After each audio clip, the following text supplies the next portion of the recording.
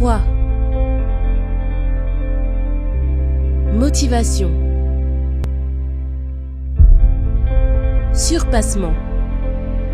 Fortifiez votre intérieur avec le moment de foi. Dit la Bible comme ça. Luc chapitre 17. Avez-vous trouvé? Oui ou non? Jésus dit à qui? À ses disciples. Il est impossible. Semaine dernière, je vous montrais dans la Bible que, regardez ici, la seule unique chose qui était impossible pour Dieu, c'est qu'il mente. Parce que Dieu ne ment pas. Si Dieu a promis, Dieu va accomplir. Dieu ne ment pas. Mais des fois, la personne dit, s'il ne ment pas, pourquoi la situation, elle est comme elle est? Et dans la vie de certaines personnes, ce n'est pas ni même une question d'être comme elle est. Mais qu'est-ce qu'il arrive pour que la situation soit comme elle soit? Parce que nous avons toujours la tendance de dire que Dieu est Dieu. Et que Dieu pardonne, et que Dieu est amour, et que Dieu ceci, que Dieu cela. Mais Église, il ne faut pas négliger ce qui est réel. Ce qui est vrai. La Bible, ici, dans ce passage, elle parle de quelque chose également que c'est impossible. Mais impossible pour qui? Dit comme ça. À qui? Jésus dit à ses disciples. Il est impossible. C'est ça? Oui ou non? Il est impossible qu'il n'arrive pas des scandales. Mais malheur à celui par qui ils arrivent.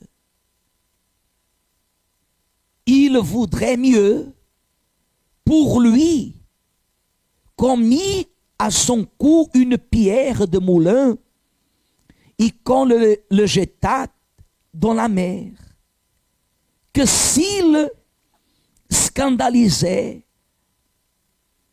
un de ses petits. Prenez garde à vous-même.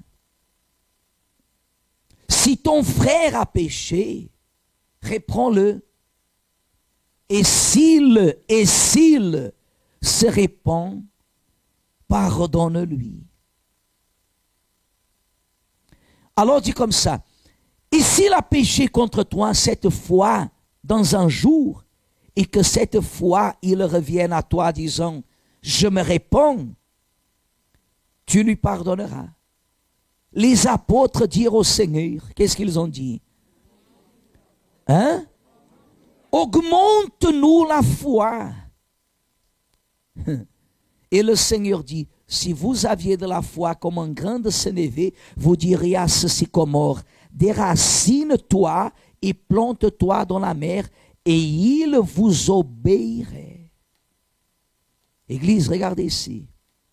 Jésus, regardez-moi s'il vous plaît, il revient et il parle à nouveau du grand de sénévé, de la foi du grand de sénévé, de la montagne que vous diriez, déracine-toi d'ici, il va là-bas. Déracine-toi, et elle obéirait. Comme il dit ici,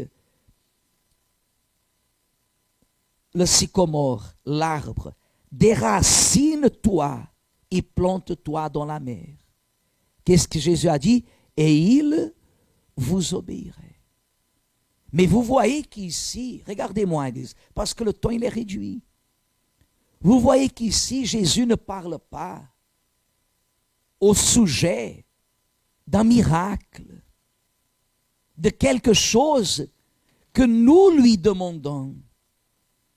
Il parle du pardon, par exemple. Il arrive jusqu'au point de dire, si ton frère il dit, a péché contre toi 7 fois dans un jour, et 7 fois ils reviennent en disant, je me réponds, qu'est-ce qu'il dit? Tu lui pardonneras. Des fois, on peut dire comme ça, évêque, mais ça, c'est trop. La personne, elle me fait du mal, je lui pardonne. Elle me fait du mal, je lui pardonne. Elle me fait du mal, je lui pardonne. Jésus dit, tu dois le pardonner. Mais quand Jésus dit, tu dois pardonner, Jésus ne veut pas dire que je dois être complice. Quelqu'un qui me fait du mal, elle me fera du mal une fois, voire 2 fois. Difficilement, quelqu'un me fera sentir le mal qu'elle me fait une 3e fois. Vous comprenez ce que je veux dire? La personne, elle m'a fait du mal. Elle m'a trahi. Elle a fait quelque chose. Elle a parlé. Elle m'a trompé une fois. J'ai pardonné. Mais elle est revenue et elle a fait encore pire. J'ai senti à nouveau. J'ai pardonné. Mais à partir de ce moment-là, tout ce qu'elle fera contre moi ne me fera plus rien. Pourquoi? Parce que malgré que je lui pardonne, je ne tomberai pas dans l'erreur de m'envelopper à nouveau avec elle. Vous comprenez ce que je veux dire? J'ai accueilli quelqu'un dans ma maison. Elle m'a volé. Elle a vendu ce qu'elle a volé. Après, elle est venue, elle a confessé, je lui ai pardonné. Elle est venue à nouveau à la maison. Elle m'a volé à nouveau. Elle a vendu ce qu'elle a volé. Elle est venue plus tard. Elle m'a confessé. Elle ne volera pas 3 fois. Vous comprenez? Parce qu'elle ne viendra plus chez moi. Elle pourra parler mal de moi, je vais lui pardonner. Elle peut dire ce qu'elle veut, je ne vais pas rétorquer. Je ne vais pas entrer dans ce ping-pong. Non. Ah, on a parlé, non, je ne vais pas entendre. Elle vient demander pardon, qu'est-ce que je vais faire? Je vais lui pardonner. Mais vous voyez que Jésus ici, il parle de la foi. Des fois, vous avez une grande foi pour prier et demander à Dieu des victoires. Mais des fois, cette même foi pour obéir n'est pas là. Elle est toujours bloquée. La foi pour obéir, c'est la foi qui se soumet à Dieu. Vous ne pouvez pas, par exemple, Dieu vous parle quelque chose. Sujet du pardon. Dieu a au sujet du pardon. Vous avez entendu le message et vous avez du mal à avaler. Entre guillemets. Vous avez du mal à accepter. Vous venez me voir à la fin de la réunion avec, on peut parler, vous avez parlé de ça, regardez ce que j'ai vécu et je vais vous expliquer. À la fin, vous allez comprendre et finalement, vous allez prendre la décision de quoi faire. De pardonner. Il n'y a pas de foi là-dedans. Vous allez toujours continuer à souffrir. Parce que la foi qui plaît à Dieu, c'est la foi qui obéit à la parole qui vient d'où? De l'autel. C'est pour cela que Jésus, il commence à parler à ce sujet en disant quoi? Au verset 1, Jésus dit à ses disciples, il est impossible qu'il n'arrive pas des scandales, mais malheur à celui par qui il arrive. Il est impossible. Laissez ce verset-là. Il est impossible qu'il n'arrive pas de quoi? Des scandales. À l'église, on voit tant de choses. À l'église, on voit des choses, regardez, qui sont presque, pardonnez-moi, des fois on voit à l'église des exemples, des témoignages qui sont aberrants. Aberrants. Aberrants. C'est l'évêque qui abandonne sa femme. Je parle l'église, toutes les églises confondues, l'église de Jésus, c'est l'évêque qui abandonne sa femme pour aller se marier avec une autre femme de l'église. C'est le pasteur qui abandonne sa femme pour aller chercher une autre fille dans l'église. On voit des choses aberrantes. On entend parler des choses que c'est un scandale. Des frères et sœurs. À l'église, nous disons, ne faites pas ça, les personnes le font. La prostitution, le vol, la magouille, la tromperie, elle règne au milieu de quoi? De l'église. Mais Jésus, il a dit qu'il est impossible. Qu'est-ce que ça veut dire qu'il est impossible? Hein? On ne peut rien faire. Inévitablement, il est impossible qu'il n'arrive pas de quoi? De scandale. Il n'y a pas, il y aura toujours des scandales dans notre vie, dans notre société. On voit des choses horribles au niveau de la politique, au niveau du jour à jour, au niveau de notre famille. On voit des choses, on entend des choses, Église, horribles. Horribles, horribles, horribles. Des fois, on entend que dans la famille, le fils prend connaissance que son père est en train de tromper sa mère avec quelqu'un de la famille.